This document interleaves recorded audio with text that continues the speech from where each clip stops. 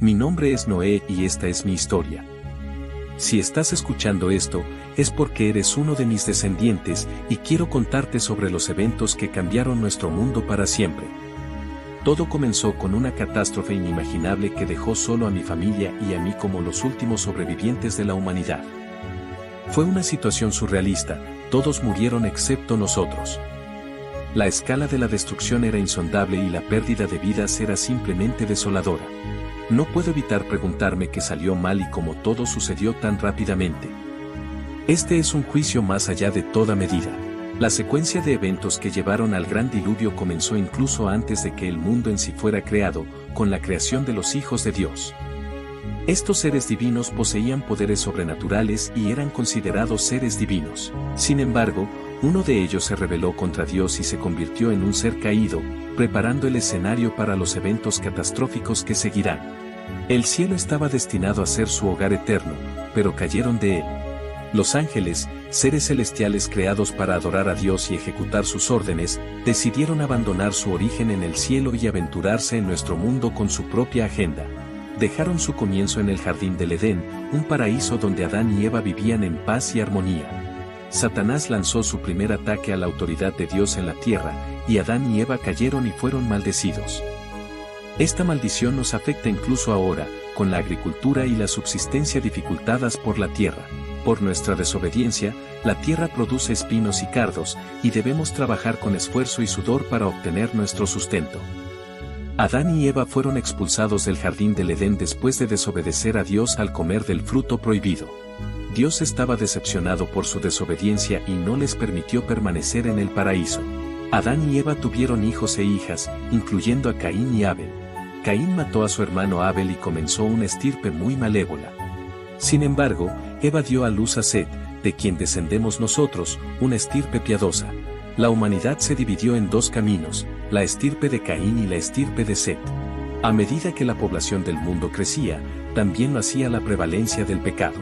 Las personas eran crueles unas con otras y sus acciones estaban llenas de engaño, robo y asesinato. Durante esa era, los hombres vivían vidas extraordinariamente largas, a veces durante cientos de años. Adán, el primer hombre, vivió 930 años. Su hijo Set vivió 912 años, y su nieto Enos vivió 905 años. Cada generación enseñaba a sus hijos los caminos de la tierra, cómo cultivar la tierra y cuidar de los animales, y cómo conectarse con Dios. A pesar de sus largas vidas y profunda sabiduría, estos primeros pueblos no eran inmunes a los problemas que a menudo afligen a la humanidad, como los celos, la ira y a veces incluso la violencia. Sin embargo, había un hombre, mi bisabuelo Enoc, que era especial. Enoc nunca murió, Dios se lo llevó directamente al cielo. Enoc tenía una profunda y sincera apreciación por el amor de Dios, que expresó a través de su lealtad inquebrantable y pasión fervorosa. Como resultado de su devoción, se convirtió en un canal para el poderoso poder de Dios y fue bendecido con grandes manifestaciones de ese poder a lo largo de su vida. Curiosamente, la fe de mi bisabuelo era tan fuerte que frecuentemente era capaz de profetizar eventos futuros con notable precisión. De hecho, incluso habló sobre el futuro juicio del Señor contra la gente en general mucho antes de que sucediera. Enoc tuvo un hijo llamado Matusalén, quien vivió 969 años. La vida de Matusalén podría haber predicho la mía, pues su nombre significaba cuando él muera, esto sucederá. Mi padre Lamec vivió 182 años y me tuvo a mí, Noé. Lamec dijo que yo traería consuelo y alivio a nuestro pueblo, que trabaja y labora dolorosamente debido a la maldición del suelo. Nací con el propósito de traer alivio. El mundo en el que nací estaba lleno de maldad. Los Nefilim, descendientes de los ángeles caídos y las hijas de los hombres, empeoraron los problemas del mundo. Estos seres eran fuertes y más grandes que la vida, pero también trajeron más caos y maldad al mundo. Eran admirados, temidos y hasta adorados, alejando a la gente del verdadero Dios que los creó. La maldad del hombre era grande en la tierra, y cada intención de los pensamientos de sus corazones era continuamente mala. La humanidad se había desviado tanto del propósito para el que fue creada que cada acción y pensamiento estaba teñido de corrupción. La bondad y la justicia se habían convertido en raras excepciones en un mundo sumido en la oscuridad moral y espiritual. El engaño, la violencia y la codicia eran moneda corriente, las personas no se preocupaban por el bienestar de sus semejantes, sino que buscaban satisfacer sus propios deseos a cualquier costo. La malicia y el egoísmo habían reemplazado la compasión y la cooperación que debían caracterizar a la humanidad. Dios, observando desde los cielos, estaba profundamente triste y arrepentido de haber creado al hombre. Su corazón estaba quebrantado al ver cómo la obra de sus manos, hecha a su imagen y semejanza, se había corrompido tanto. La creación, que había sido muy buena al principio, ahora estaba tan llena de maldad que Dios lamentaba haberle dado vida a los seres humanos. Este arrepentimiento no era un error de juicio por parte de Dios, sino una profunda expresión de su dolor y tristeza ante la maldad desenfrenada de la humanidad.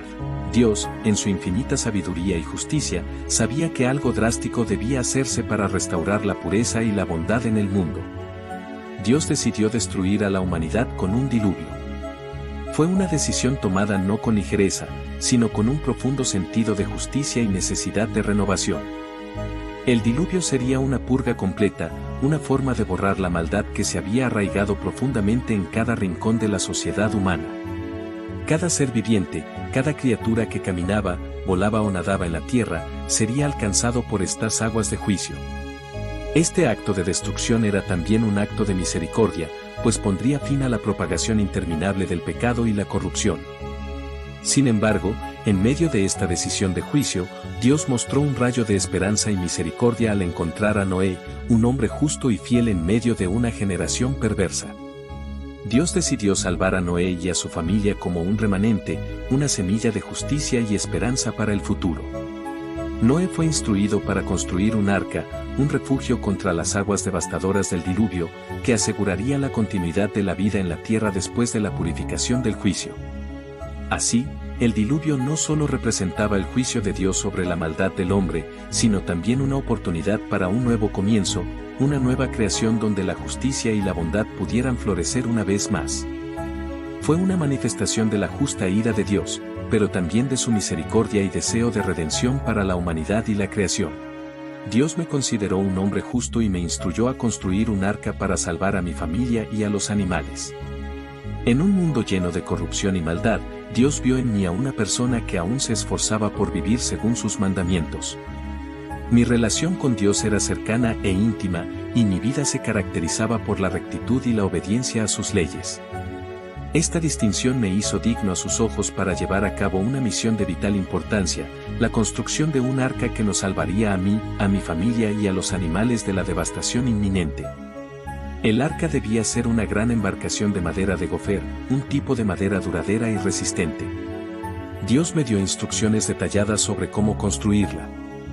No se trataba de un simple bote, sino de una estructura masiva y robusta, diseñada para soportar las fuerzas de un diluvio global. El arca debía tener compartimentos específicos para albergar a todos los animales y para almacenar las provisiones necesarias para el largo periodo de aislamiento que se avecinaba.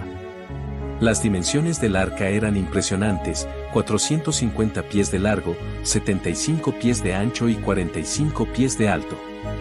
Para poner esto en perspectiva, el arca era tan larga como un edificio de 30 pisos, con un ancho y una altura que la hacían parecer una fortaleza flotante.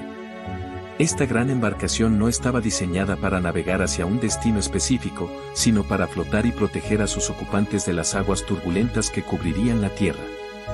Dios me ordenó llevar 2 de cada tipo de animal al arca, asegurando la preservación de todas las especies vivas. Esta monumental tarea requería un meticuloso esfuerzo de organización y logística. Cada animal, desde los más grandes y feroces hasta los más pequeños e inofensivos, debía ser acomodado en su propio compartimento. Además, se necesitaba suficiente alimento para todos, lo que significaba almacenar una gran cantidad de provisiones para sobrevivir durante el tiempo que estaríamos aislados en el arca. Dios me hizo el hombre de su consejo, comunicándome directamente su propósito de destruir el mundo perverso mediante el agua. Me dio instrucciones específicas y detalladas sobre cómo debía construirse el arca, y yo seguí cada una de ellas con absoluta fidelidad. La construcción del arca fue un acto de fe y obediencia. Cada martillazo, cada tabla colocada, era una manifestación de mi compromiso con la voluntad de Dios. Durante años, trabajé incansablemente en este proyecto, enfrentando el escepticismo y las burlas de quienes no comprendían la magnitud del juicio que se avecinaba. La tarea de construir el arca no fue fácil. Requirió no solo mi dedicación y esfuerzo físico, sino también la cooperación y el apoyo de mi familia. Mis hijos, Sem, Cam y Jafet, junto con sus esposas y mi esposa, participaron en esta obra monumental. Fue un proceso largo y arduo, lleno de desafíos y obstáculos, pero nuestra fe en Dios nos sostuvo. Sabíamos que estábamos cumpliendo con su mandato y que, al final, seríamos salvados de la destrucción que se avecinaba. Así, el arca se convirtió en un símbolo de esperanza y salvación en medio de un mundo condenado. Era una fortaleza de vida, diseñada para proteger a los justos y a las criaturas de Dios de las aguas devastadoras del diluvio. En la construcción del arca, vi no solo una tarea impuesta, sino una oportunidad de mostrar mi devoción y obediencia a Dios. Fue una manifestación tangible de la gracia divina, un recordatorio de que, incluso en los momentos más oscuros, aquellos que caminan con Dios pueden encontrar refugio y salvación. Finalmente, llegó el día en que entramos en el arca, mi esposa, mis hijos Sem, Cam y Jafet, sus esposas, y yo. Dios cerró la puerta del arca detrás de nosotros. El diluvio, una manifestación del juicio divino, duró 40 días y 40 noches. Durante este tiempo, la lluvia cayó incesantemente, cubriendo toda la tierra con un manto de agua. Este diluvio no fue una simple tormenta, fue una catástrofe global que transformó radicalmente el paisaje de nuestro planeta. Las aguas no solo inundaron las tierras bajas y las planicies, sino que subieron hasta cubrir las montañas más altas, destruyendo toda vida fuera del arca. Animales y seres humanos por igual fueron barridos por la fuerza implacable del diluvio, cumpliéndose así el juicio de Dios sobre un mundo corrompido por la maldad. Durante esos 40 días y 40 noches, las lluvias torrenciales parecían no tener fin. Cada gota de lluvia era un recordatorio del poder y la justicia de Dios, así como de su capacidad para renovar y purificar su creación. El arca, con su construcción robusta y su diseño específico, flotaba sobre las aguas tumultuosas. A pesar de la furia de los elementos, el arca se mantenía firme, protegida por la mano de Dios. Dentro del arca, mi familia y yo nos aferramos a la esperanza y la fe, confiando en que Dios nos había dado este refugio para salvarnos de la destrucción. Las aguas prevalecieron durante 150 días. Este periodo extendido de inundación significó que la tierra permaneció sumergida bajo las aguas mucho tiempo después de que la lluvia cesara. Las aguas no solo cubrieron la superficie, sino que transformaron el paisaje, erosionando suelos, arrasando vegetación y alterando ríos y lagos. El mundo que conocíamos había desaparecido, reemplazado por una vasta extensión acuática que se extendía hasta donde alcanzaba la vista. La magnitud de esta catástrofe era inimaginable, y solo la providencia de Dios nos mantenía a salvo dentro del arca. Durante estos 150 días, el arca continuó flotando, a la deriva sobre las aguas. En su interior, mi familia y yo vivíamos una existencia suspendida, rodeados por los sonidos de los animales y el constante vaivén de las olas. La vida en el arca era un ejercicio diario de fe y paciencia. A pesar de estar aislados del mundo exterior, manteníamos nuestra esperanza en la promesa de Dios de salvarnos y permitirnos comenzar de nuevo. Nos dedicamos a cuidar de los animales y a apoyarnos mutuamente, creando una rutina que nos ayudará a sobrellevar el largo periodo de espera. Finalmente, después de muchos meses, las aguas comenzaron a retroceder. Este proceso fue lento y gradual, pero cada día que pasaba, podíamos sentir cómo el arca se asentaba un poco más. La sensación de estar suspendidos en el tiempo empezó a disiparse, y con ello, nuestra esperanza se renovaba. A medida que las aguas se retiraban, el arca finalmente encontró descanso en las montañas de Ararat. Este lugar, con sus picos elevados y su terreno accidentado, se convirtió en el punto de apoyo firme que necesitábamos después de tantos meses a la deriva. El reposo del arca en las montañas de Ararat fue un momento de gran alivio y gratitud. Sabíamos que aún no podíamos abandonar el arca, pues la tierra aún debía secarse por completo. Sin embargo, el hecho de estar estacionarios nos dio una nueva perspectiva y esperanza. Desde nuestra posición elevada, podíamos comenzar a vislumbrar un nuevo mundo emergiendo del caos de las aguas. Las cimas de las montañas comenzaron a aparecer, señalando que la tierra estaba en proceso de recuperación. Esperamos pacientemente hasta que la tierra se secó por completo. Este periodo de espera requirió una paciencia infinita y una fe inquebrantable en la promesa de Dios. Durante este tiempo, observamos atentamente los signos de la naturaleza, buscando indicios de que el suelo estaba firme y seco. Enviamos un cuervo y una paloma para explorar el mundo exterior y traer noticias de la tierra seca. La paloma regresó con una hoja de olivo, señal de que la vida estaba renaciendo y que el diluvio había comenzado a retirarse. Finalmente, llegó el día en que la tierra estaba completamente seca. Con gran emoción y gratitud, abrimos las puertas del arca y salimos al nuevo mundo que Dios había preparado para nosotros. La experiencia del diluvio y nuestra vida en el arca nos habían transformado profundamente.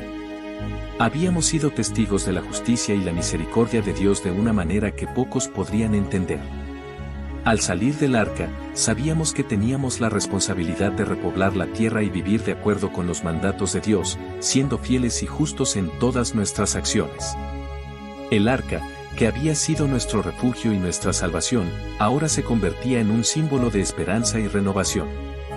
La tierra que una vez estuvo cubierta de maldad y corrupción ahora tenía la oportunidad de comenzar de nuevo, guiada por la voluntad de Dios y sostenida por su promesa eterna. Con el arco iris como señal de su pacto, nos comprometimos a vivir en obediencia y gratitud, recordando siempre la lección del diluvio y la importancia de caminar en rectitud y justicia. Después de salir del arca, una vez que las aguas del diluvio se habían retirado y la tierra se había secado, sentí una profunda gratitud hacia Dios por habernos protegido y guiado a través de ese tiempo de gran prueba. Como muestra de agradecimiento y reverencia, lo primero que hice fue construir un altar. Este altar no era simplemente un conjunto de piedras apiladas, sino una estructura cuidadosamente construida con el propósito de honrar a Dios. Fue un acto de adoración y devoción, un reconocimiento de su poder y misericordia. En el altar, ofrecí sacrificios a Dios. Tomé de los animales puros, aquellos que habían sido preservados en el arca, y los ofrecí como holocausto. Estos sacrificios eran una expresión de gratitud por la salvación y la provisión que habíamos recibido. Las llamas del altar subieron al cielo, llevando consigo el aroma del sacrificio. Este aroma era un símbolo del agradecimiento y la devoción de la humanidad a su Creador. Para mí y mi familia, estos sacrificios eran un acto sagrado, una manera de mostrar nuestra dependencia continua de Dios y nuestro reconocimiento de su soberanía. Dios se complació con los sacrificios que ofrecí. El aroma de los holocaustos ascendió hasta Él, y su corazón se conmovió por nuestra devoción y agradecimiento. En respuesta, Dios hizo una promesa solemne. Observando la renovación de la tierra y el corazón agradecido de sus habitantes, Dios declaró que nunca más destruiría la tierra con un diluvio. Esta promesa era significativa no solo para mi familia y para mí, sino para toda la creación. Dios estableció un pacto conmigo y con toda la creación. Este pacto era un acuerdo solemne y vinculante, un compromiso divino de que la destrucción total mediante un diluvio nunca más ocurriría. Para sellar este pacto y proporcionar un recordatorio visible de su promesa, Dios puso el arco iris en las nubes. El arco iris se convirtió en el símbolo eterno del pacto entre Dios y la humanidad, así como con todas las criaturas vivientes. El arco iris, con su esplendor de colores, es más que un fenómeno meteorológico. Es un recordatorio constante de la misericordia y la fidelidad de Dios. Cada vez que las nubes traen lluvia y el arco iris aparece en el cielo, es una señal de que Dios recuerda su pacto. Es una promesa de que, a pesar de las fallas humanas y la continua inclinación hacia el pecado, Dios no volverá a destruir la tierra con un diluvio. Este signo en el cielo es un memorial de la relación entre Dios y la creación, una relación basada en la gracia y la misericordia. Para mí, cada vez que veo un arco iris, recuerdo la promesa de Dios y el pacto que hizo con nosotros. Es un testimonio de que, incluso en medio del juicio, Dios es misericordioso y busca la restauración y renovación de su creación. El arco iris también nos llama a vivir de acuerdo con los principios de justicia y obediencia, sabiendo que somos parte de un pacto eterno con nuestro Creador. nos recuerda la importancia de honrar a Dios en todas nuestras acciones y de vivir con gratitud por su provisión y protección. Así, el arco iris no solo marcó el fin del diluvio y el comienzo de una nueva era, sino que también estableció un vínculo perdurable entre Dios y toda la vida en la tierra. Es un recordatorio visible de su amor y compromiso con nosotros, un símbolo de esperanza y renovación que se extiende a todas las generaciones futuras. En cada arco iris, podemos ver la promesa de Dios y sentir la seguridad de su fidelidad inquebrantable. Después del diluvio, mis hijos Sem, Cam y Jafet se encargaron de repoblar la tierra. Este fue un mandato divino, una tarea que implicaba no solo multiplicarse y llenar el mundo nuevamente con seres humanos, sino también establecer nuevas comunidades y civilizaciones basadas en las enseñanzas y la justicia de Dios. Sem, Cam y Jafet, junto con sus esposas, tuvieron muchos hijos e hijas, y sus descendientes comenzaron a establecerse en diversas regiones, creando las bases de las naciones futuras. Sin embargo, no todo fue armonía. Cam, uno de mis hijos, cometió un acto deshonroso que trajo consecuencias duraderas.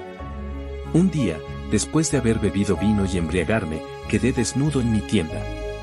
Cam, al ver mi desnudez, no mostró respeto ni discreción, en lugar de eso, fue a contarle a sus hermanos, aparentemente con una actitud burlona y falta de respeto. Este acto de deshonra no fue simplemente una cuestión de falta de decoro, simbolizaba una falta de respeto hacia la autoridad paternal y, por extensión, hacia Dios mismo. Cuando desperté y supe lo que había hecho Cam, pronuncié una maldición sobre su hijo Canaán, diciendo, «Maldito sea Canaán, siervo de siervos será para sus hermanos». Esta maldición reflejaba la gravedad del pecado de Cam y tuvo repercusiones profundas en las generaciones futuras. Canaán y sus descendientes vivirían en servidumbre, un recordatorio constante de las consecuencias del deshonor y la desobediencia. A pesar de estos desafíos, la humanidad continuó creciendo y dispersándose por la tierra. Mis descendientes, a través de Sem, Cam y Jafet, establecieron numerosas tribus y clanes, cada uno desarrollando su propia cultura y sociedad. Sin embargo, con el crecimiento de la población también surgieron nuevos problemas. Uno de los descendientes de Cam, Nimrod, se convirtió en un poderoso líder y fundador de imperios. Nimrod fue un gran cazador y un hombre de renombre, pero su ambición lo llevó a apartarse de Dios y a llevar a otros con él. Nimrod fundó algunas de las ciudades más importantes y poderosas de la antigüedad, como Babel, Erech, Akkad y Calne en la tierra de Sinar. Su liderazgo y habilidad para construir imperios no solo demostraron su poder, sino que también revelaron su rebelión contra Dios. Nimrod y sus seguidores intentaron construir la Torre de Babel, una estructura monumental que simbolizaba su desafío a la autoridad divina. La torre estaba destinada a llegar hasta los cielos, una muestra de la arrogancia humana y el deseo de hacerse un nombre por sí mismo sin Dios. Dios, viendo la rebeldía y la arrogancia de estos hombres, decidió intervenir. Confundió sus lenguas, de modo que ya no podían entenderse entre ellos. Esta confusión de lenguas llevó a la dispersión de la humanidad por toda la tierra. Las personas, incapaces de comunicarse entre sí, abandonaron la construcción de la torre y se dispersaron en diferentes direcciones, estableciendo nuevas comunidades y naciones. Este evento, conocido como la Torre de Babel, es un poderoso recordatorio de que la voluntad de Dios siempre prevalecerá y que los intentos humanos de desafiar su autoridad están destinados al fracaso. Mi vida es un ejemplo de fe y obediencia a Dios. En un tiempo en que la humanidad se había corrompido por completo, Dios vio en mí a un hombre justo y me confió la tarea de construir el arca.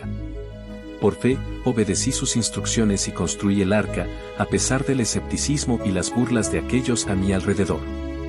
Mi familia y yo fuimos salvados del diluvio porque seguimos los mandatos de Dios. Esta fe inquebrantable y obediencia no solo nos salvó físicamente, sino que también estableció un nuevo comienzo para la humanidad. Reflexionar sobre mi vida es un recordatorio de que el pecado no quedará impune. La historia del diluvio, la maldición de Canaán y la dispersión en Babel son todas lecciones de la justicia divina. Dios es misericordioso y paciente, pero también es justo y no permitirá que la maldad y la desobediencia continúen sin consecuencia. El día del ajuste de cuentas se acerca rápidamente, y cada uno de nosotros debe estar preparado para responder por nuestras acciones. Mi nombre es Noé y esta es mi historia. Es una historia de fe, obediencia y la gracia de Dios en medio del juicio.